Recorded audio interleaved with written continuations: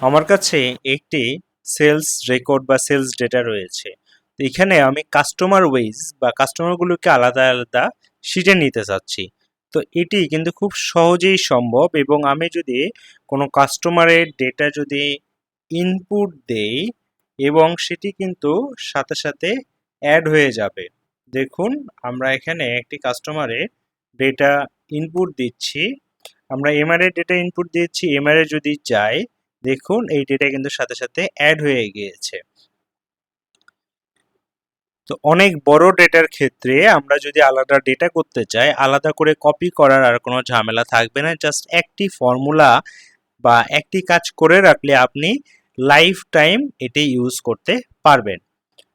তো চলুন শুরু করা যাক। হ্যালো এভরিওয়ান, লার্নিং ডেটাওয়ার্স আপনাদের স্বাগতম। তো নিজের স্কিল ডেভেলপ করতে অবশ্যই ভিডিওটি শুরু থেকে শেষ পর্যন্ত দেখবেন। তো আমরা একটি ডেটা একটি এক্সেল শিটে নিয়ে নিয়েছি। পাশে দেখুন এখানে আমাদের একটি ডেটা রয়েছে। প্রথমত যেটা করব, এই ডেটাকে আমরা টেবিল ফরম্যাটে নেব। প্রথমত আমরা এই ডেটাবেসকে সিলেক্ট করব। সিলেক্ট করে কন্ট্রোল টি প্রেস করব। কন্ট্রোল টি প্রেস করলে মাই টেবিল হ্যাজ হেডার এটি ক্লিক করা যদি থাকে তাহলে আমরা ওকে দেব, না থাকলে এটিকে জাস্ট টিকমার্ক করে আমরা ওকে দেব। দেখুন এটি কিন্তু আমার টেবিল ফরম্যাটে চলে গেল এবং টেবিল ফরম্যাটে যাওয়ার ফলে এখানে কিন্তু টেবিল ডিজাইন নামে একটি ট্যাব ওপেন হবে। এখানে গিয়ে আমরা টেবিলটাকে একটু জাস্ট ডিজাইন করে নিলাম। যেহেতু আগে কালার দেওয়ার ছিল, আমরা জাস্ট নর্মাল ডিজাইনে গেলাম। তো আপনি এখান থেকে চাইলে যে কোনো ডিজাইন চুজ করে নিতে পারেন। এটি কিন্তু অলরেডি টেবিল ফরম্যাটে আছে। এখন আমরা কি করব, এখন আমাদের এই কাস্টমার নেম বেজে শিট লাগবে। তো একটু কষ্ট করে জাস্ট আমাদের এই হেডিংটাকে আমরা একটু কপি করে নিয়ে নিব। এই হেডিংটাকে আমরা পেস্ট করে দিলাম এবং এখানে কাস্টমার নেমকে আমরা এখানে দিয়ে দিলাম এবং এখানে আমাদের কাস্টমারের নেমটা আমরা কপি করে দিয়ে দিলাম এবং আমাদের এই ট্যাবেও যে নেমটা কাস্টমারের নেম সেটিও কিন্তু আমরা রিনেম করে নিলাম। নেক্সট আমরা চাইলে এই কালারটাকে একটু চেঞ্জ করে দিতে পারি। এখান থেকে চাইলে যে কোনো একটি কালার আপনি চেঞ্জ করে দিতে পারেন। ওকে, আবার জাস্ট এটাকে মুভ অর কপি দিয়ে move to end create a copy, এখান থেকে যে কোনো একটি নেম আপনি কপি করে আবার এটাকে আমরা রিনেম করে দেব এবং এখানে দিয়ে দিলাম এবং জাস্ট এটা কালারটাকে আমরা একটু চেঞ্জ করে দিই। নেক্সট, তারপর এটাকেও আমরা মুভ অর কপি দিয়ে দিলাম। মুভ অর কপি দেওয়ার পর এখানে আমাদের জাস্ট যেহেতু তিনজন কাস্টমারের ডেটা রয়েছে, থার্ড জনের ডেটাটি আমি কপি করে নিলাম এবং এখানে পেস্ট করে দিলাম। উইথ কাস্টমার নেমে আমরা পেস্ট করে দেবো। আপনার একাধিক কাস্টমার থাকলে জাস্ট একটু একটু কষ্ট করে করে নিতে হবে। তো আমি এখানে এই কালারটাকেও একটু চেঞ্জ করে দিয়ে দিই। কালারটাকে আমি একটু চেঞ্জ করে দিয়ে দিলাম, ব্যাস। আমার কিন্তু তিনটা কাস্টমারের জন্য তিনটা শিট কিন্তু অলরেডি রেডি। এখন যেটা করব, আমরা ডেভেলপার ট্যাবে যাব, গিয়ে আমরা রেকর্ড ম্যাক্রোকে ওপেন করে নেব। তো প্রথমে যেহেতু আমরা এবি নিয়ে কাজ করব, এই জন্য আমরা এখানে রিনেম করে নিলাম এ বি এবং এখানে কি দিয়ে রিনেম করতেছি এটা একটু আমাদের মনে রাখতে হবে। ওকে, দেন আমরা এবি শিটে চলে যাব। এবি শিটে গিয়ে ডেটা ট্যাবে গিয়ে এখানে দেখুন অ্যাডভান্স ফিল্টারে আমরা ক্লিক করব।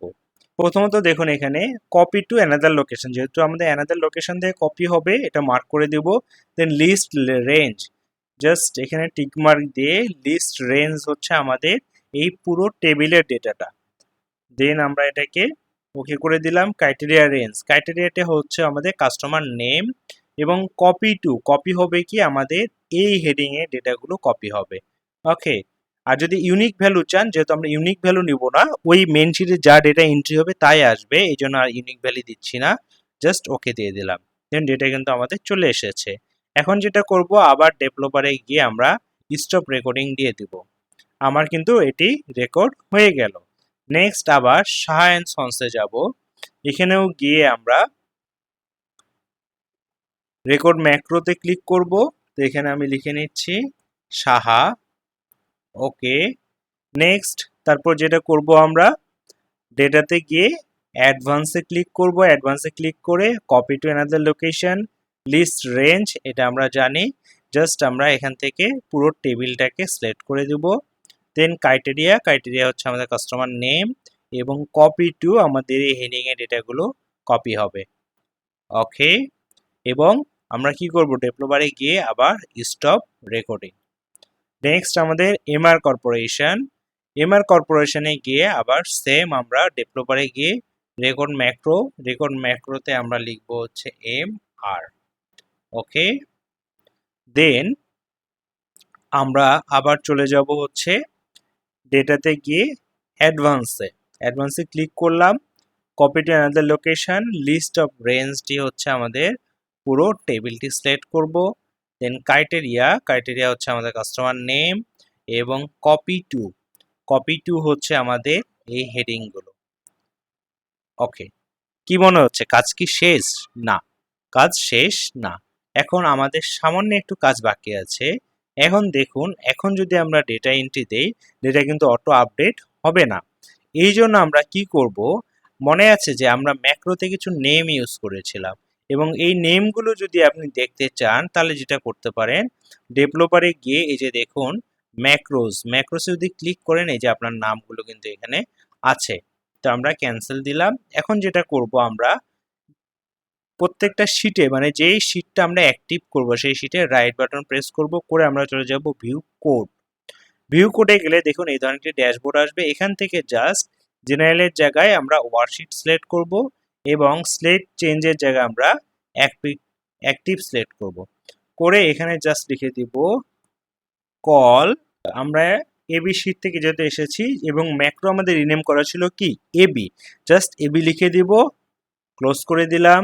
ওকে, নেক্সট সাহাতে গিয়ে আবার আমরা এখানে রাইট বাটনটা ক্লিক করব, ট্যাবের উপর করলে ভিউ কোডে গিয়ে সেম কাজ, এখানে আমরা ওয়ার্কশিট দিব এবং সিলেক্ট রেঞ্জে আমরা দিব অ্যাক্টিভ, এবং এখানে লিখে দিব হচ্ছে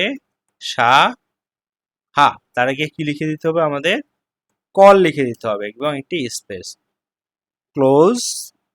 এবং নেক্সট এবারে গিয়ে আমরা সেম কাজ করব, রাইট বাটন প্রেস করব, ভিউ কোড, এখান থেকে আমরা দিয়ে দেব ওয়ার্কশিট এবং সিলেক্ট রেঞ্জে দিয়ে দিব হচ্ছে অ্যাক্টিভ, এবং এখানে দিয়ে দিব হচ্ছে কল এম আর, বাস, ক্লোজ এবং ক্লোজ। ওকে, এখন যদি আমরা এখানে কোনো ডেটা ইনপুট দেই, আজকের ডেটে সাপোজ এমআর এর ডেটা ইনপুট দিলাম, কোয়ান্টিটি 10টা এবং 1000, দেখুন এমআরএ কিন্তু আমাদের ডেটা আপডেট হয়ে গিয়েছে। তো আমরা যদি এখানে কোনো ডেটা ইনপুট দিতে থাকি তাহলে দেখুন এই ডেটা কিন্তু অটো আপডেট হয়ে যাবে। দেখুন এবিতে এসি 4টা ডেটা কিন্তু অটো আপডেট হয়ে যাচ্ছে। এভাবেই খুব সহজে কিন্তু মেন শিটে ডেটা ইনপুট করলে আপনার অ্যানাদার শিটে অটো ডেটা আপডেট হয়ে যাবে। এখন যেটা হলো, আমরা ডেটা আপডেট করলাম কিন্তু ফাইল সেভ করব কিভাবে এটা একটু দেখবেন। আমরা যদি ফাইল সেভ না করতে পারি কিন্তু তাহলে কিন্তু পরবর্তীতে ফাইলে কাজ করতে পারবো না। এই জন্য আমরা ফাইলে যাব, ফাইলে গিয়ে সেভ এ কপি, গিয়ে আমরা যেখানে সেভ করতে চাই আমরা ব্রাউজারে চলে গেলাম, গিয়ে আমরা এটা সেভ করব ডেস্কটপে। সাপোজ আমরা ওয়ার্কিং আপডেট রিনেম করলাম এবং এখানে মাস্ট বি কিন্তু এক্সেল ম্যাক্রো ইনেবল ওয়ার্কবুক থাকতে হবে। আমরা রিনেম করলাম এবং এখানে কিন্তু এক্সেল ওয়ার্কবুক লেখা থাকে, তো এই জায়গাটাই আমরা এক্সেল ম্যাক্রো ইনেবল ওয়ার্কবুক লিখবো, মাস্ট বি এটি থাকতে হবে। দেন আমরা সেভ দেব। তাহলে দেখুন আমার ফাইলটি কিন্তু ডেস্কটপে সেভ হয়ে গেল, ফাইলটি আমার ডেস্কটপে কিন্তু সেভ হয়ে যায়। নির্দ্বিধায় কিন্তু আমি এটি ওপেন করে আপডেট করতে পারবো। কিন্তু আমার ফাইল যদি আমি এইভাবে সেভ না করি তাহলে কিন্তু আমি আর সেভ করার পরে পরবর্তীতে কিন্তু আর কাজ করতে পারবো না। তো আশা করি ভিডিওটি আপনাদের ভালো লাগবে, ভালো লাগলে অবশ্যই লাইক, কমেন্ট এবং শেয়ার করবেন। ধন্যবাদ সবাইকে, দেখা হচ্ছে নতুন কোনো ভিডিওতে, সে মতো ভালো থাকবেন, সুস্থ থাকবেন।